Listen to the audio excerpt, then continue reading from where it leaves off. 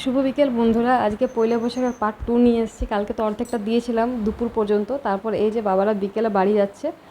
তো আজকে এইখান থেকে শুরু করছি, তো পুরো ব্লগটা দেখতে থাকো। আজকে আরও খুব ভালো একটা ভিডিও হতে চলেছে, অনেক কিছু দেখানোর চেষ্টা করব তোমাদেরকে।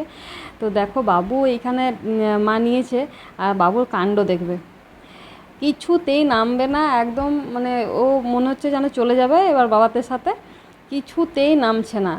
মানে কি যে আনন্দ লাগছে, ভাবছি আমাদের গাড়িটা নিয়ে চলে যাচ্ছে, এই অবস্থা।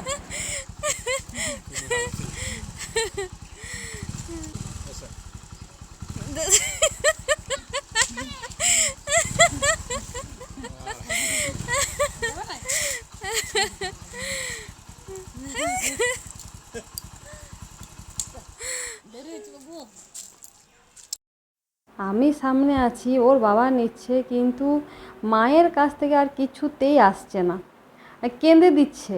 ও ভাবছে যে আমাদের গাড়িটা নিয়ে মারা চলে যাচ্ছে, নাকি ও মাদের সাথে যেতে চাইছিল বুঝতে পারছি না। কিন্তু যখন নিলাম তখন খুব কাঁদছিল, তারপর তাকিয়ে আছে তাকিয়ে আছে, মারা যাচ্ছে যখন, যতক্ষণ না আড়াল হলো ততক্ষণ পর্যন্ত তাকিয়ে আছে। তারপর অন্যরকমে ওকে এসে চুপ করালাম, প্রসাদ দিয়েছিল আজকে আশ্রম থেকে, সেই প্রসাদ খাওয়ালাম। তারপর আমাদের গাড়িটা দেখলো, তারপর মানে এই যে জামাগুলো বের করলাম ওকে একটু মুডটা ঠিক করার জন্য, ওর জামা এইগুলো এনে দিয়েছে ওর বাবা আজকে।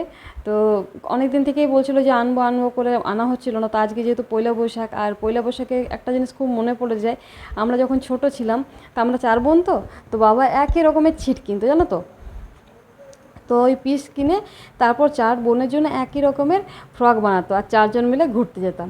তো সবাই একই রকমের, মানে সবাই তাকাতো যে 4 বোন একই রকমের পরেছে। তো আজকে যেহেতু আজকে নতুন জামা পরিনি, তো পুরনো জামাই পরেছি, আর বাবুকে আজকে নতুন জামা পরালাম। আমাদের আর না পরলেও চলবে, আজ এবার আমরা মা বাবা হয়ে গেছি, কি বলো। তো বাচ্চা পড়লে আমরা খুশি। তো এখন আমরা ঘুরতে এসেছি, আর আজকে এত বাজারে ভিড়, আর চারিদিক কত লাইট দেখলে, মানে সারা বছর হয়তো এই লাইটগুলো খোলেই না জামতলাতে। আর এবার এই যে দুর্গা পুজো আসছে, একটা দুর্গা পুজো হয় এখন, তো আজকে মনে হয় সপ্তমী, কি হ্যাঁ সপ্তমী, কারণ রামনবমীর দিনই নবমী পুজোটা হয়। তো আজকে মনে হয় সপ্তমী, তো সেই জন্য আর কি লাইটগুলো লাগিয়েছে। আর এখন যাচ্ছি গান্ধী ময়দান, এই দেখো গান্ধী ময়দান একদম মেলা মেলা। তো খুব ভালো প্রোগ্রাম হচ্ছিল, সেই জন্য আর কি দেখাতে এলাম। একদিকে ভাগবত পাঠ হচ্ছে, আর একদিকে এই যে সাংস্কৃতিক অনুষ্ঠান হচ্ছে। তো 8টার সময় ভাগবত পাঠ শেষ হলো এই সাইডে, আর সেই চেয়ারগুলো আবার এনে এই সাইডে লাগানো হচ্ছে। তো কিছু না কিছু লেগেই থাকে, তোমরা তো দেখতেই পাও গান্ধী ময়দানে কখনো ফাঁকা থাকে না, কিছু না কিছু হচ্ছেই। এই যে দেখো এই সাইডে শেষ হলো ভাগবতটা একটু আগেই, আর তারপর ওই চেয়ারগুলো এনে পরে আবার এই সাইডে লাগাচ্ছে, আর সবাই গান করছে নাচ করছে। এখন তো এই যে শুরু হলো, এবার মানে এটা উদ্বোধনী সঙ্গীত দিয়ে শুরু হলো আর কি, এরপর নাচ হবে।